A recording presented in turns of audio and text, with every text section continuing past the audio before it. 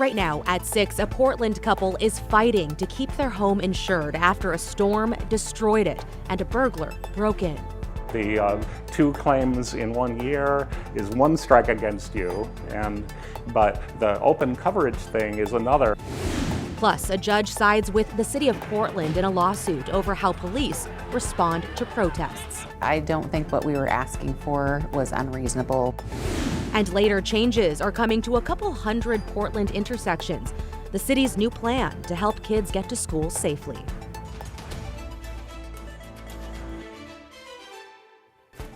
We begin here at 6 with a KGW investigation into a homeowner's nightmare and a warning for other Oregon families. A Portland couple's home was destroyed in a winter storm, then burglars broke in. Investigative reporter Kyle Boshi joins us now. Kyle, this family has been through a lot, and now insurance has canceled their policy. Yes, and if that isn't enough, the couple has struggled to find other homeowners insurance. Several companies have declined to provide coverage because of so many losses and because they have an open claim. Basically, everything in this room had to be replaced. Months of renovation and repair work hide the scars that Shuju Wong and Mike Coleman's home suffered in January of last year. This area had a lot of water damage. Their place in West Portland Park took a direct hit during a severe winter storm. It looks like one tree went into the upstairs bedroom, and that's probably what also crashed into the other bath. Ice and wind brought down several huge branches and trees, busting through their ceiling and smashing the floor. It's raining and snowing right into the house. One of the trees took out the water line, so we had water gushing downstairs. So we had water damage upstairs and downstairs. They packed up and left, but while they were gone, burglars broke in. You can't secure the house. It's got trees cutting through it and everything. And, it's probably a really tempting target because there's no one living in there. Days later, police made an arrest and recovered some of the items, but a lot of the stolen stuff was gone. Investigators said it had been sold off. They burglarized several homes around here, so it wasn't just us. They went around the neighborhood, they figured out which house they could get in, and they burglarized a whole bunch of people. The Portland couple hoped to put this whole mess behind them. They filed a claim with their insurance and hired a contractor to fix the damage. But their problems didn't go away.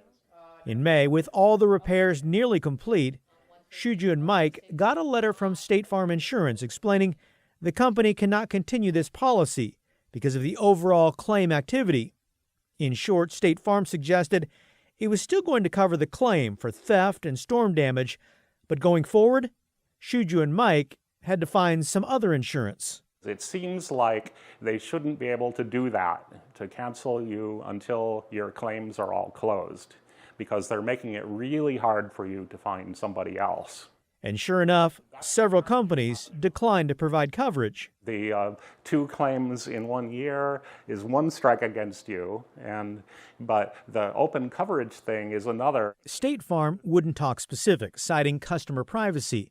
But in a statement, the company explained how decisions are made whether to insure property. We look at each customer's situation on a case-by-case basis.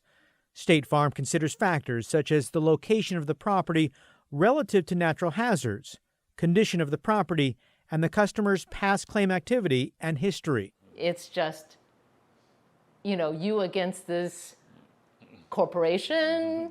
With nowhere else to turn, Shuju and Mike enrolled in the Oregon FAIR Plan, state-sponsored insurance for property owners who can't find coverage anywhere else.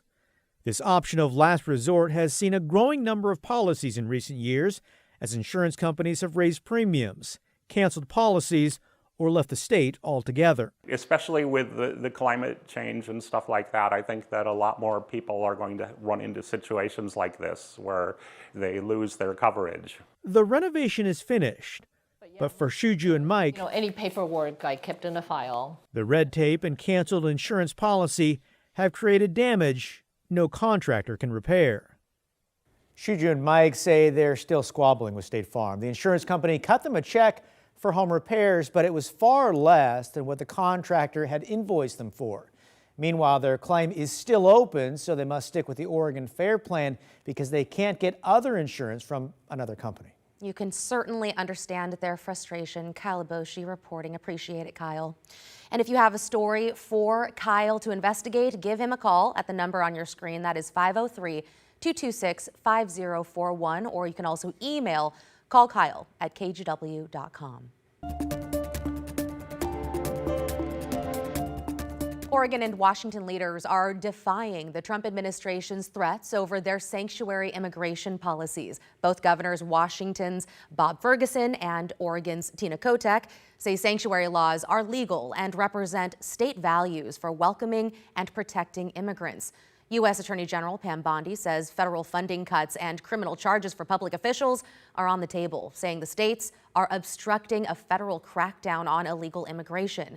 Sanctuary laws mean local and state resources don't cooperate or assist with federal immigration enforcement. Tonight on The Story, Evan Watson breaks down how the state's strategies vary from what Portland and Seattle are doing. That is coming up at 6:30. Meantime, in South Portland, protests at the ICE facility prompted a woman to file a lawsuit over the constant noise that comes from them. But a judge ruled Portland police have no obligation to intervene.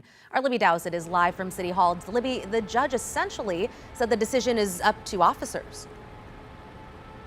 And that suit, Christine, was filed last month on behalf of the plaintiff, Cloud Elvengrail. Now, she lives right across the street from the ICE building and says she's pretty disappointed that all that banging and noise won't be going away anytime soon. The ruling from Multnomah County Judge Ellen Rosenblum was a blow to Cloud Elvengrail and her attorneys, who filed the lawsuit in July, hoping to compel police to enforce the city's noise ordinance from 10 to 7, control the constant protests, and crack down on criminal behavior outside the ICE building. I don't think what we were asking for was unreasonable. We filed a writ of mandamus asking a judge to compel the Portland police to do their job. But this is actually the first call that my client made to police.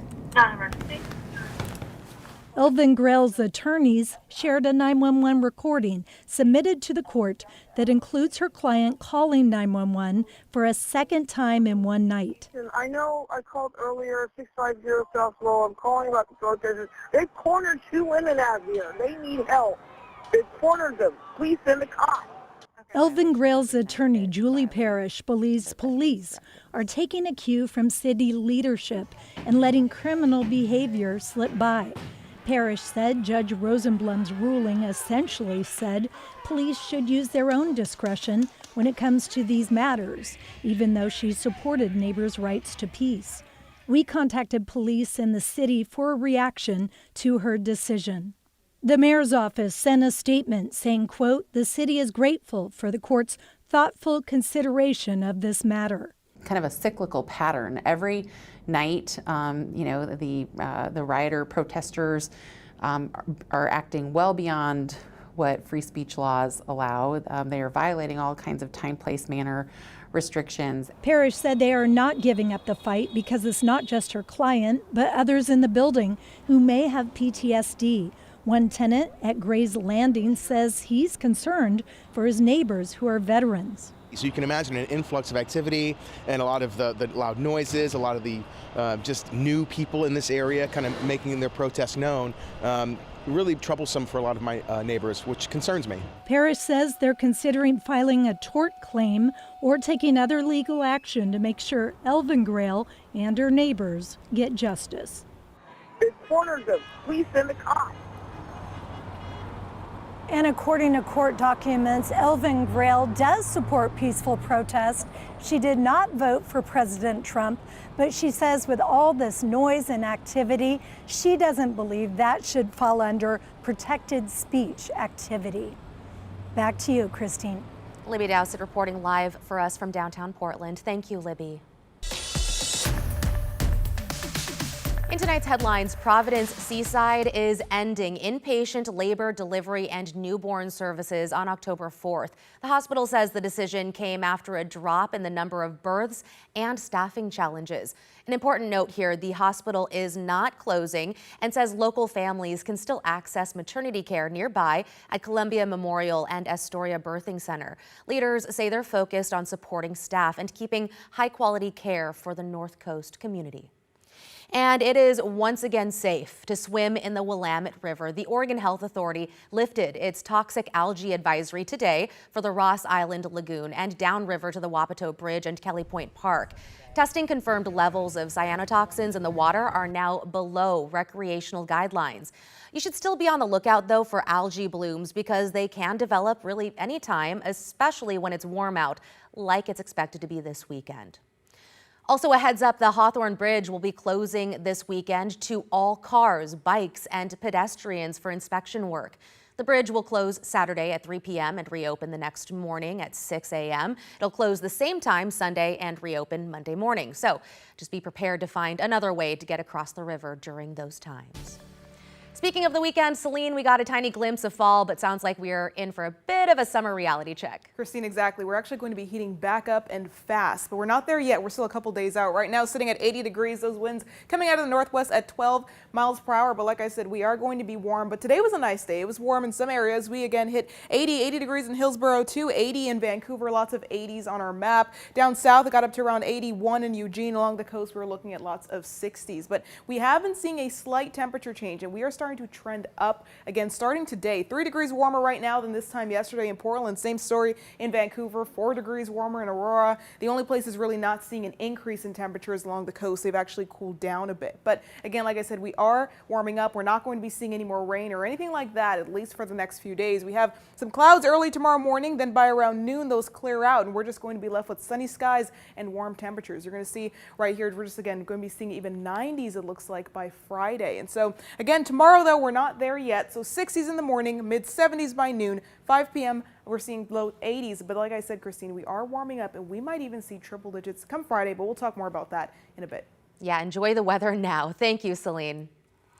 To big news today in the media industry involving KGW and our parent company, Tegna. Competitor Nexstar announced a deal to acquire Tegna for $6.2 billion. That would form the nation's largest local media company and put KGW and Coin TV, the CBS affiliate in town, under the same corporate ownership. If shareholders and regulators approve it, the expanded company would reach nearly 80% of U.S. households, with a presence in 9 of the top 10 TV markets. Here's Nexstar's CEO this morning on CNBC. Our goal is to become a big company, a bigger company, and hopefully be able to compete on a level playing field with big tech that is pervasive in all aspects of media. The FCC and the Justice Department will need to approve the deal.